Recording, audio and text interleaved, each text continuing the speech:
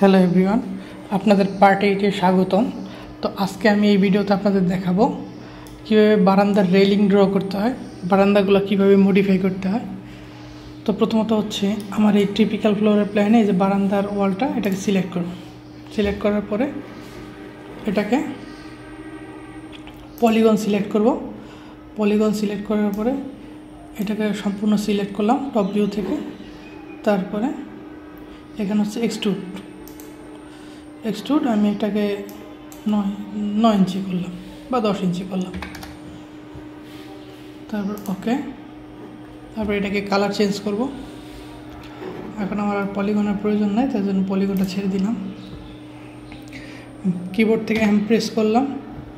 Press করার পর আমি ওয়ালের আগের যে কালারটা আছে সেটাই দিলাম, অ্যাসাইন করে দিলাম। তো দেখেন আমার এই ওয়ালটা হয়ে গেল। হ্যাঁ, এখন আমি একটা রেলিং ড্র করব।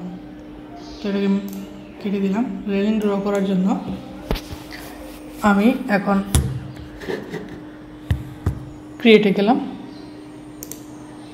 ক্রিয়েটে যাওয়ার পরে এখানে আসছিল স্ন্যাপে যাব। স্ন্যাপ থেকে লাইন নিব। লাইন নেওয়ার পরে এখান থেকে 2.5 ধরবো। তো এখান থেকে আমার যে মিড পয়েন্টটা যখন ধরবে তো এখানে ক্লিক করব। ক্লিক করার পরে এই লাইনটা সোজা রাখার জন্য আমি এখানে শিফট প্রেস করে তারপরে লাইনটা টানব, তাহলে লাইনটা একদম সোজা আসবে।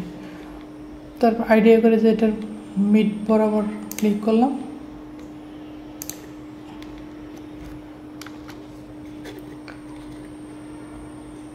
মোটামুটি মিড এটাই।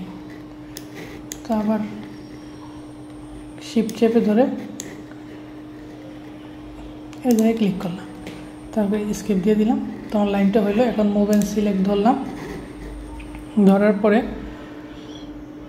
আমি এখানে যাওয়ার পরে স্ট্যান্ডার্ড প্যারামিটার এখানে ক্লিক করার পরে AEC এক্সটেন্ড এখানে যাব।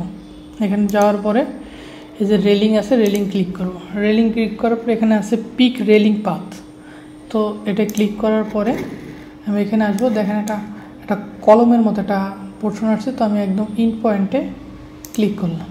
ক্লিক করার পরে এই যে এখানে এই যে এই চিহ্নটা অনেক সময় দেওয়া থাকে না, এই জায়গায় রেসপেক্ট কর্নার দিয়ে দিলে আমার রেলিংটা হয়ে গেছে। তো রেলিংটা হয়ে গেছে। তো এখান থেকে আপনার রেলিংয়ের কিছু মডিফাই দেখাবো। এই যে দেখেন আমার রেলিংটা হয়েছে। এখানে আছে টপ রেল, এটা স্কোয়ার আছে। এটা আপনি চাইলে রাউন্ড করতে পারেন। এই যে দেখেন রাউন্ড হয়েছে। এটাকে চাইলে রাউন্ড করতে পারেন, চাইলে স্কোয়ার করতে পারেন, আপনার যেভাবে ইচ্ছা। তারপরে এটাকে যদি মডিফাই করতে চান, ডেপ 3 ইঞ্চি দিলেন, 3 ইঞ্চি বাই 2 ইঞ্চি। তারপরে লোয়ার রেল, এই যে নিচের রেলগুলো যদি আপনি চান রাউন্ড করতে পারেন অথবা স্কোয়ার করতে পারেন। তারপরে হচ্ছে এটার সাইজ, এটা কয় ইঞ্চি বাই কয় ইঞ্চি। এটাকে যদি আমি 2 ইঞ্চি দিই তাহলে মোটা হচ্ছে। দেখেন ওয়াইডে যদি 2 ইঞ্চি দিই, আমি এটাকে 2 ইঞ্চি দেবো না, আমি এটা 1 ইঞ্চি বাই 1 ইঞ্চি রাখবো। 1 ইঞ্চি বাই 1 ইঞ্চি। আর এখানে আসছিল লোয়ার রেল স্পেসিং। এখানে ক্লিক করার পরে আপনি এই যে নিচের যে রেলিংগুলোর স্পেসিংগুলো আছে, আপনাকে এটাকে কমাতে বাড়াতে পারেন। সাপোজ আমি যদি এটাকে কমাই, দেখেন 2টা আছে, এখানে যদি আরও বাড়ছে।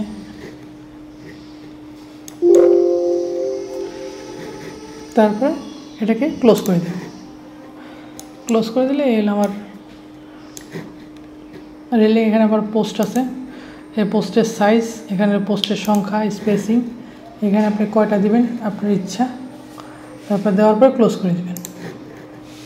এখন এই রেলিংটা তো একদম নিচে আছে, মানে একদম নিচ থেকে আসছে। আমরা এটাকে মুভ অ্যান্ড সিলেক্ট ধরে এটাকে নিচ থেকে, যেহেতু আমি 10 ইঞ্চি করছি নিচে, ওয়ালটা এখান থেকে 10 ইঞ্চি জেড এক্সিসে উঠাই দেব। তো এই হচ্ছে আমার রেলিং ড্র করা হইলো। এখন রেলিংয়ের কালারটা দিতে পারি। ম্যাটেরিয়ালসে যাব। ম্যাটেরিয়ালসের কিবোর্ড থেকে আমি প্রেস করলাম। এখান থেকে একটা ডিফিউজ নিলাম। ডিফিউজ থেকে স্ট্যান্ডার্ড যাব। তারপর ভিড়েতে গেলাম। তারপর ভিড়ে ম্যাটেরিয়ালস। এখান থেকে ডিফিউজে যাওয়ার পরে রেলিং কালারটা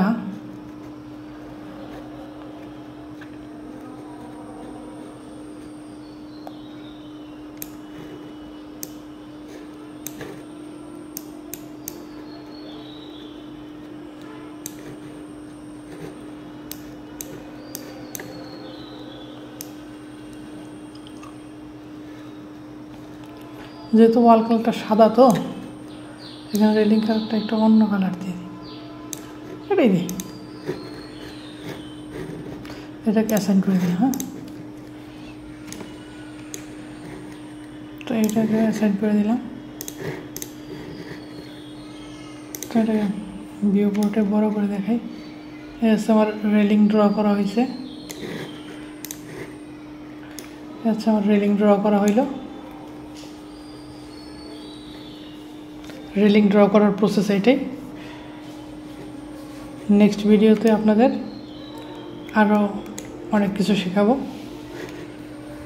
তো যদি আমার ভিডিওটা ভালো লাগে অবশ্যই আমার চ্যানেলটা সাবস্ক্রাইব করবেন। ধন্যবাদ।